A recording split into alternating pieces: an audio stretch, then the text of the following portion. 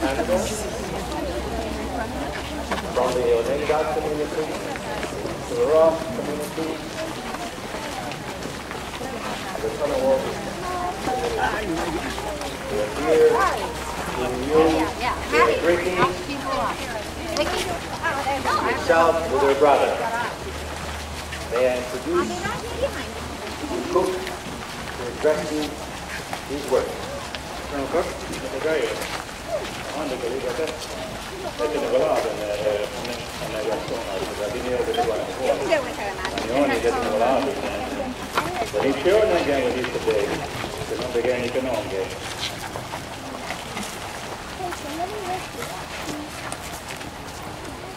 He renewed his blessings and wish that you will be impressed by the big cannons tomorrow or in the future.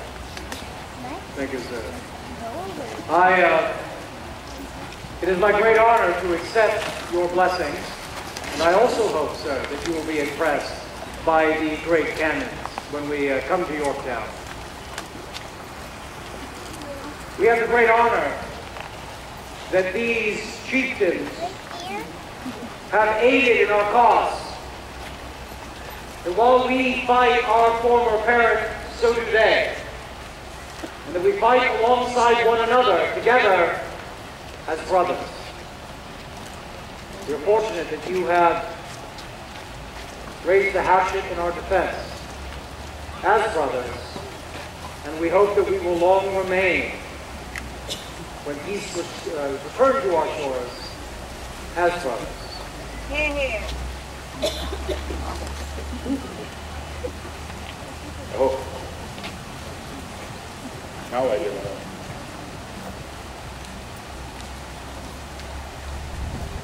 General, Deputy, Mr. Dadier, thank you very much for your introduction. Thank you very much. I know that it isn't easy for a city to host an army, and this one has done so on previous occasions. And not only are you hosting 21,000 men, but a number of them are foreign to you. Frenchmen and our native allies. Let me assure you, however, that we do not intend to remain here over long. We will be gone as soon as my full complement arrives. But as I am aware that it isn't easy for a city to host an army, I hope that I might take this opportunity to address a few of your questions, your concerns regarding our operations against York, or those matters in the past that have brought us to this point, or anything else, I suppose, of a public nature to which I might provide answer. Have any of you questions on any? If so, please raise your hand higher. It's difficult to find people in this large a group. Matt.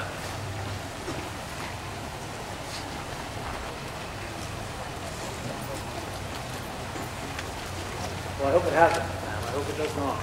The question is regarding our efforts of working alongside the Indians on our shores and what has caused it to fall apart. And I wonder, ma'am, if what you're imagining is, in the beginning of this war, we endeavored not to seek the aid of any Indians. In fact, and this will come as a surprise to many of you, back in '76, the Shawnee offered to be our allies.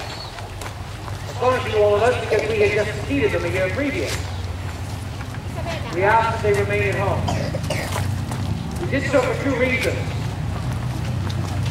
One, and I can speak to this firsthand, the manner of warfare can be most barbaric. But second of all, there are a great number of Indians on our shore. Who do you suppose most of them consider the greatest threat? Ourselves or our enemy? That's a question for you. Good question. They view us as the greatest threat. Many of them have a name for Virginians. They call us Big Knives. I assure you, they do not mean that as a compliment. In fact, they have a name they give me as well. Called Town Burner. Or Devourer, depending on the honesty of the translation. We must always in our endeavors with the Indians. We must always remember that motto that we have all heard. You are all familiar with the expression, honesty is the best of policies. Yeah. Is that somehow less so on the public stage? These people have a very long memory. They know who we are, they know our past. We must always endeavor to speak with them honestly and honorably. It certainly has not always been the case. Are there other questions?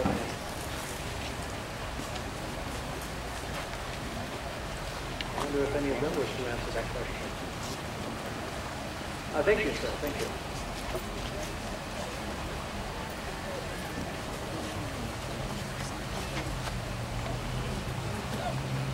The question is, do we provide anything to natives who ally in our cause?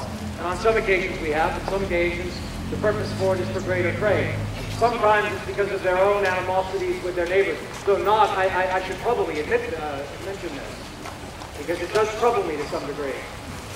The Oneida are not engaged against their enemies.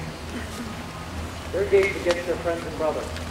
And I'm very aware of that and the sacrifice that they have made. The Iroquois Confederation has long been a strength on our shores. And now, just as we find a brother's sword sheathed in a brother's chest, so do they. I will also mention, since the gentleman imagines what they might gain from us, the Oneida were very responsible in providing us with much needed food, and our soldiers were starving in Valley Forge.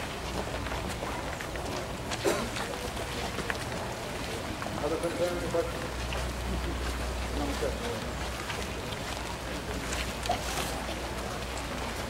The gentleman asks about illness. And of course, any army suffers more from illness than it does from casualties of war. Increased discipline in the camp helps prevent one of the main killers, the camp fever. It cannot be stopped, but it can be reduced.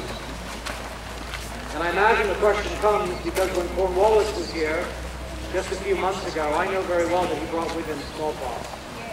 I know that the city suffered greatly from the smallpox. Yorktown is suffering from it at present. But you need not concern yourself with that illness in the presence of our army. Ever since the winter encampment I just mentioned, ever since Valley Forge, our army has been engaged in the practice of inoculation. There are very few small cases of smallpox amongst our number. I thank you for this opportunity to allow me to address some of your questions and concerns. There's a great deal of work that is before the Commander-in-Chief in engaging in the war. Endless amount of paperwork and logistic concerns. These matters must still be resolved before we might leave here to enter into our campaign in war. So with that, I will ask your indulgence as I remove myself from this public audience. I have arranged that some of our light dragoons will make a demonstration of their skills and art just around the corner here. They simply await my silence. So perhaps you might avail yourself to this brief entertainment. God save us all. God save our Oneida allies. And God save the Congress of the United States of America. Huzzah!